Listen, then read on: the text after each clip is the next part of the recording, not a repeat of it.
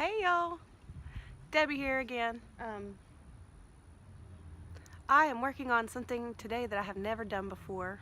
A few months ago, several months ago, maybe a year ago, I traded a friend several jars of salsa for llama fiber, and I just haven't been able to figure out what I wanted to do with it. So I've read a little bit online and stuff, and I think I'm going to try and make my own yarn. So I've got it right here. And we're gonna get it all picked through and washed today and try and hand spin it. Okay, so what I think I'm gonna do is just skirt enough, because I've never done this before, to fill up this bucket. Then I'm gonna wash it and just see how far we get. If I do it all at once, it'll take all day. So you can see right there, Ty, the doggy, already got up here and rolled in it. Probably smells wonderful to him with all the yucky in it. There he is up there. Tyrone!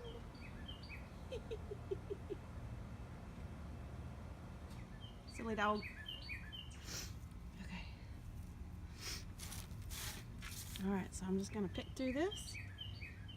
I did have my gloves on, I probably should put them back on. And then fill my bucket. Okay, I also wanted to take a minute to say it's Saturday and I'm not doing makeup, wearing my glasses, haven't fixed my hair, so just pardon me. Laid all the wool out on, not wool, the fiber, out on the trampoline because it is a large flat surface and I don't have any of the tools and stuff we would normally use. So this first part is called skirting, and since this came from a friend, they just sheared their llamas and picked it up off the ground and put it in bags. There's quite a bit of that to do. So I put this in a mesh laundry bag last night and washed it with just a mild detergent and hot water. I don't know if that's right or wrong, but it doesn't seem to have damaged it at all. And I'm still picking a little bit of straw and grass burrs out of it, but like I said, I just picked a small amount because I think with I've got like 4 big trash bags of the fiber, so I can either do small batches and then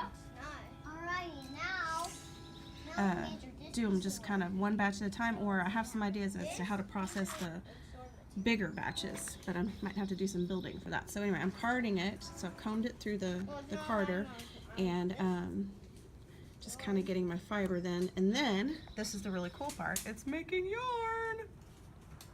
Anyway, very cool.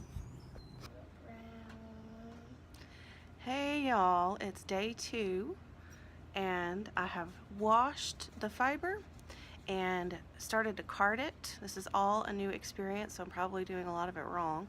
But what I did is I took that small batch, realizing how much I had to pick through, and just washed it and pulled all the grass out of it, and then put it in an old laundry bag, mesh laundry bag, and soaked it in warm water and detergent and washed it out, rinsed it out, and let it dry overnight. And now we're carding it.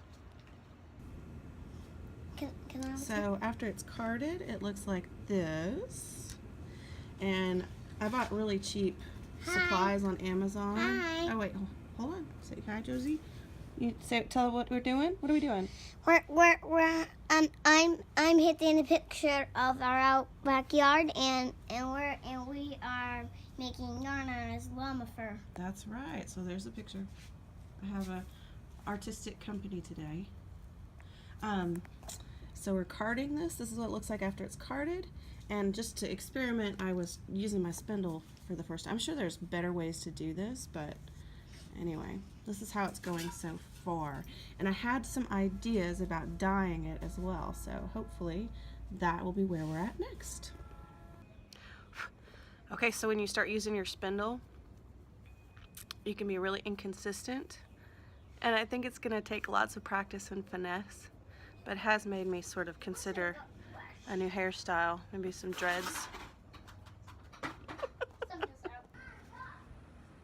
So all in all, the llama fiber's coming along.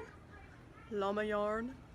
I'm gonna have to take a break and go fix dinner here in a sec, but I think this is a good close to part 1 of this, and hopefully I'll be able to make something out of it. Taking the spindle and making it into yarn is going to take quite a bit of practice to kind of smooth it out and make it into something I can crochet with.